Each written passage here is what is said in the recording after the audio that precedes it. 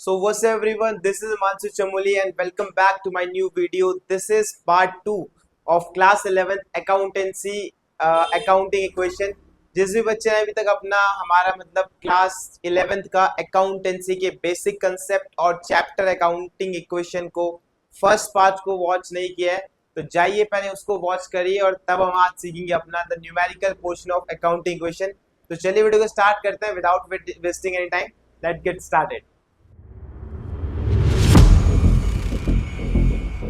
Welcome student, welcome back everyone. And आज हम करने वाले हैं अपने अकाउंटेंसी अकाउंटिंग इक्वेशन क्लास 11 का जो हमने इंट्रोडक्शन लेक्चर देखा था। आज हम पढ़ेंगे अपना न्यूमेरिकल पोर्शन की कैसे हम लोग जो अकाउंटिंग इक्वेशन को है वो कंप्लीट एक सिंगल इक्वेशन में अकाउंट को प्रेजेंट करते हैं। तो चलिए मैंने आपके सामने क्वेश्चन को लिखा है, आप लोग क्वेश्चन को देख सकते हैं और हम करते हैं इस क्वेश्चन को सॉल्व। आइए देखते हैं क्वेश्चन को कैसे सॉल्व करते हैं। तो सबसे पहले मैंने आप सभी को बताया था अगर आप अकाउंटिंग इक्वेशन पढ़ रहे हो तो आपको बैलेंस शीट का प्रॉपर नॉलेज होना चाहिए और सेकंड कि हमारी अकाउंटिंग इक्वेशन है क्या। तो अकाउंटिंग इक्वेशन क्या होती है आपके पास कि एसेट्स इज इक्वल्स टू, जो भी आपके पास एसेट्स होते हैं assets is equals to total liability plus capital. This is your accounting equation जो आपके पास बैलेंस शीट से फॉर्म्ड होती है। मैंने आपको लास्ट वीडियो में अच्छे से एक्सप्लेन करा है।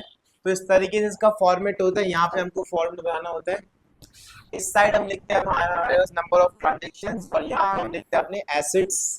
तो देखिए सबसे पहले हमारे पास मैंने आपको क्वेश्चन ऑलरेडी लिखा है, यहाँ पे आप लोग देख सकते हैं। ये हमारे पास क्वेश्चन है कुछ इस तरीके से। आप लोग सबसे पहले क्या लिखा है फ्रेम एन अकाउंटिंग इक्वेशन। हमें एक अकाउंटिंग इक्वेशन को फ्रेम करना है।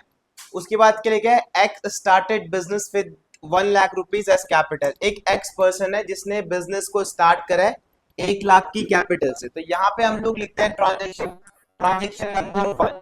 इस तरीके से बिजनेस अगर स्टार्ट होता है तो बिजनेस में एक एसेट आता है, उस एसेट का नाम क्या होता है कैश, है ना। और जब बिजनेस स्टार्ट होता है तो जब बिजनेस जिस भी चीज से स्टार्ट होता है क्या बोलते हैं हम लोग कैपिटल बोलते हैं। तो एसेट में एक हेड एड ऑन होगा दैट इज कैश और यहाँ पे आएगा 1 lakh is equals to liability 0 plus जब बिजनेस स्टार्ट होता है उस कैश को हम लोग क्या बोलते हैं कैपिटल बोलते हैं। तो कैपिटल में पूरा पैसा 1 लाख आ जाएगा। दिस इज फर्स्ट ट्रांजेक्शन, ये होती है बहुत बेसिक से।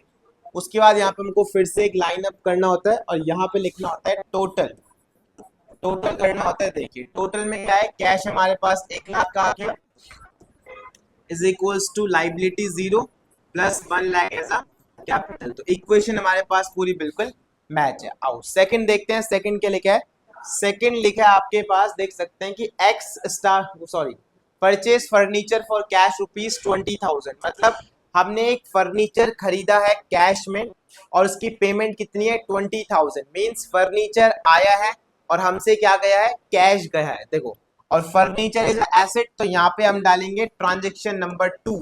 इस तरीके से हमने क्या करा है फर्नीचर खरीदा है तो फर्नीचर एसेट है तो एसेट में प्लस होगा फर्नीचर। जो भी चीज हम पे आती है एज एसेट उसको एसेट में लिखना होता है। फर्नीचर आया है तो मैं फर्नीचर के लिए 20,000 लिख दूंगा, है ना।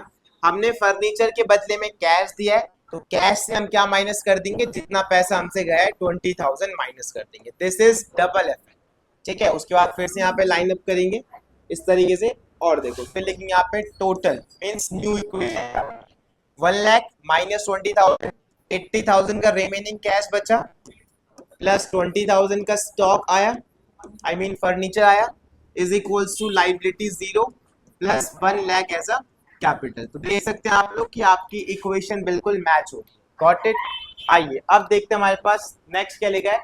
नेक्स्ट लिखा है आपके पास की purchase goods for cash of rupees 1 lakh. हमने गुड्स खरीदा कैश में कितने का 1 लाख रुपए का। अब देखो गुड्स खरीदा हमने, गुड्स मतलब क्या होता है एसेट, एसेट मतलब गुड्स को हम लोग बोलते हैं स्टॉक। तो एसेट में एक नया हेड एड ऑन होगा किस नाम से स्टॉक के नाम से एड ऑन होगा। स्टॉक हमारे पास आया कितने का खरीदा हमने, एक बार मैं चेक कर लेता हूँ। हमने खरीदा है 10,000 का स्टॉक खरीदा है। आइए तो 10,000 हमारे पास स्टॉक आ गया तो एसेट आया है 10,000 का और कैश में लिया है तो कैश हमसे जा रहा है तो हम लोग सिंपली कैश से 10,000 डिडक्ट कर लेंगे, ठीक है। बस उसके बाद फिर से इसको क्लोज करेंगे और न्यू इक्वेशन फॉर्म करेंगे। यहाँ पे लिखेंगे टोटल तो हमारे पास 80 का कैश था, 80 में से 10 हमसे कैश चला गया, बचा 70,000 का कैश, प्लस बचा 20,000 का फर्नीचर, और प्लस बचा नया जो हमारे पास स्टॉक आया है 10,000 का। तो कितना होता है 70 plus 20 90, 90 plus 10 1 lakh is equals to liability 0 plus 1 lakh as a capital. तो आप देख सकते हैं दोनों साइड हमारी इक्वेशन मैच है। ठीक है, आइए नेक्स्ट देखते हैं। नेक्स्ट के लिए हमारे पास की गुड्स परचेज ऑन क्रेडिट। अब देखो क्रेडिट मतलब उधार में खरीदे हैं 10,000 के गुड्स। आइए समझते हैं कि कैसे इसको सॉल्व करते हैं। देखो गुड्स खरीदे हैं तो स्टॉक आ रहा है, what comes in stock, stock is a asset, तो यहाँ पे प्लस कर देंगे 10,000 का स्टॉक, है ना। अब यहाँ पे ध्यान से देखना हमारे पास कि स्टॉक तो आ रहा है हमारे पास, बट हमने उसके बदले में क्या दिया। क्या हमने चेक से पेमेंट करी है, क्या हमने बैंक से पेमेंट करी है, क्या हमने कैश से पेमेंट करी है, किस तरीके से पेमेंट करी है। तो आप लोग क्वेश्चन को ध्यान से देखोगे तो वहां पे लेके आए ऑन क्रेडिट। क्रेडिट मीन्स होता है कि जब हम लोग कुछ भी आइटम उधार में परचेज करते हैं तो इट मीन्स हमने उसकी पेमेंट अभी नहीं करी है ना। और जब आप लोग उधार में कुछ खरीदते हो तो आपके ऊपर एक रिस्पॉन्सिबिलिटी आती है, एक लाइबिलिटी क्रिएट होती है। उस लाइबिलिटी को हम लोग क्या बोलते हैं, कमेंट सेक्शन में जरूर बताना जल्दी से। 1 2 3 4 5 5 सेकंड के अंदर बताओ कि कमेंट सेक्शन में अगर हम किसी से कोई सामान उधार में परचेज करते हैं उसको हम लोग क्या बोलते हैं, उसको हम लोग बोलते हैं क्रेडिटर। जी बच्चों क्रेडिटर बोलते हैं। अगर आपने सही कमेंट करा है तो उसको बोलते हैं क्रेडिटर। तो यहाँ पे लाइबिलिटी में क्या होगा, एक हेड एड ऑन होगा दैट इज क्रेडिटर। अगर आप सामान उधार में लोगे तो आपके ऊपर एक लाइबिलिटी इंक्रीज होगी, उस लाइबिलिटी को क्या बोलते हैं हम लोग, क्रेडिटर। तो क्रेडिटर में आ जाएगा 10,000, गॉट इट। उसके बाद फट जल्दी से इसको क्लोज कर देंगे और निकालेंगे न्यू इक्वेशन टोटल। यहाँ पे देखो 70 का कैश था, बिल्कुल 70 का कैश था, प्लस 20 का फर्नीचर था, बिल्कुल 20 का फर्नीचर था, प्लस 20,000 का स्टॉक आया, बिल्कुल 20,000 का स्टॉक आया। तो हमारे पास टोटल कितना बना एसेट का, 70 प्लस 20 90, 90 प्लस 20 1,10,000। यहाँ पे एसेट का टोटल 1,10 है। यहाँ पे देखते हैं क्रेडिटर 10,000 क्या, बिल्कुल इज इक्वल्स टू कैपिटल देते हैं हमारे पास 1 लाख कैपिटल। ठीक है, गॉट इट, समझ गए। Hope you understand. अगर किसी को कोई भी प्रॉब्लम है तो डू लेट मी नो, आप मुझे पूछ सकते हैं। आइए अब देखते हैं हम लोग जल्दी से यहाँ पे नेक्स्ट। नेक्स्ट क्या बोल रहा है आपके पास, आओ देखो नेक्स्ट क्या बोल रहा है आपके पास, देखते हैं जल्दी से। नेक्स्ट बोल रहा है आपके पास पेड रेंट। हमने रेंट पे करा है, क्या पे करा है, रेंट पे करा है 1,000 का, है ना।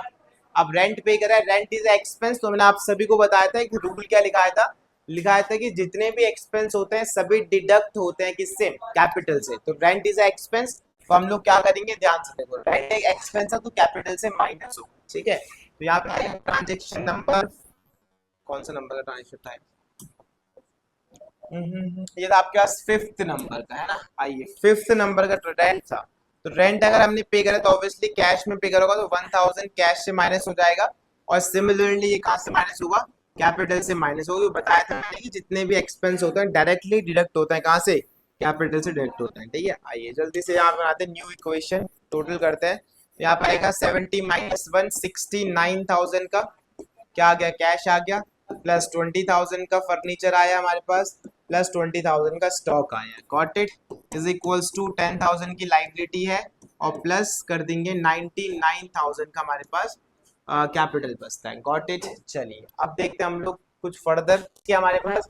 नेक्स्ट लिखा है रिसीव कमीशन 5,000। अब कमीशन रिसीव किया है, रिसीव कमीशन मतलब होता है कि आपके लिए इनकम है। अब मैंने रूल में क्या लिखा था कि जितने भी इनकम होती है आपके पास वो कहाँ ऐड होती है, हमारे पास सारे कैपिटल्स में ऐड होती है। ठीक है बच्चों, तो यहाँ पे हम लोग क्या कर लेंगे, हमारे पास जो भी इनकम है उसको कैपिटल में ऐड करेंगे। ध्यान से देखो आप लोग कि कैपिटल में किस तरीके से ऐड ऑन होता है। ठीक है, आइए मिनिमाइज हो जाओ थोड़ा सा, यस। देखो हमारे पास हमने कमीशन रिसीव करा है तो लिखेंगे लास्ट ट्रांजेक्शन है कमीशन। अब कमीशन रिसीव करा है तो commission is income for us, तो हम यहाँ पे प्लस कर देंगे 5,000, कमीशन इनकम होती है हमारे लिए, और सेम कैपिटल में प्लस कर लेंगे 5,000 का। ठीक है, गॉट इट। अब जल्दी से हम लोग यहाँ पे क्या निकाल लेंगे, अपना फाइनल आंसर निकालेंगे।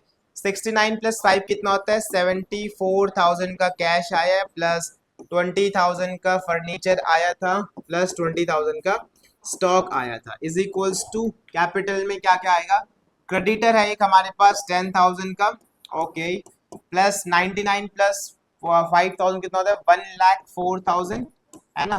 आप लोग देख सकते हो 1,14,000। अब एक बार मैच कर लें, 74 प्लस 20 कितना होता है? 94। 94 प्लस 20 कितना होता है? 1,14,000। और 1,14,000 आपका अकाउंटिंग इक्वेशन बिल्कुल मैच है। जल्दी से आप लोग उसका स्क्रीनशॉट लीजिए।